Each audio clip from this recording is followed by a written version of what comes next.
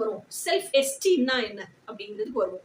இப்ப செல்ஃப் ஒர்த்தை நம்ம பார்த்துட்டோம், செல்ஃப் ஒர்த்துக்கான ப்ரூஃபையும் பார்த்துட்டோம். இப்ப அப்ப நமக்கு என்ன தெரியும் ஆணித்தனமா, நமக்கு நம்ம ரொம்ப உண்மையா இருந்து அந்த பியூரிட்டி ஆஃப் தி லவ்வோட நம்ம கடவுள்கிட்ட ஒரு விஷயம் கேட்கிறோம், இறைசாட்சிகிட்ட ஒரு விஷயம் கேட்கிறோம், மனசாட்சிகிட்ட ஒரு விஷயம் கேட்கிறோம் அப்படின்னா அந்த டிவினிட்டி, அந்த டிவைன் நமக்கு அதை கண்டிப்பான முறையில செஞ்சு தருவாரு. ஆனா நமக்கு உண்மையா இருந்தா ஆத்மார்த்தமா நிஜமாவே அது நமக்கு வேணுமா இருக்கணும்.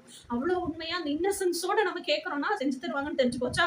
இப்ப 4-5 விஷயம் அந்த மாதிரி நம்ம கேட்ட விஷயம் ரியாலிட்டிக்கு வந்துருச்சு, மேனிஃபெஸ்ட் ஆயிடுச்சு.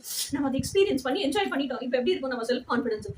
எவனாலையும் நம்மள அடிச்சுக்க முடியாது. பயங்கரமா நான் கேட்டா கிடைக்கும்னு எனக்கு தெரியும் அப்படின்னு ஆணித்தரமா நிப்போம்ல. அப்போ நம்மள பார்த்து வந்து மத்தவங்க சொல்லுவாங்க, எப்படி இவ இவ்வளவு தில்லா சொல்றா அப்படின்னு. அவங்கிட்ட சொன்ன விஷயத்தையும் நம்ம மேனிஃபெஸ்ட் பண்ணி காமிச்சு அவன் முன்னாடியே ஒரு கம்பீரமா நிப்போம் பாருங்க. அப்ப நம்மளுக்கே வந்து ஒரு ஒரு என்ன சொல்றது, ஒரு கம்பீரம் வரும் பாருங்க.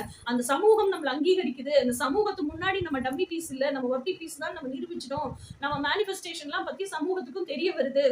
நம்ம நினைக்கிறதெல்லாம் நம்ம நடத்திடுறோம், ரியாலிட்டியில வாழ்றோங்கிறத சமூகம் பாக்குது.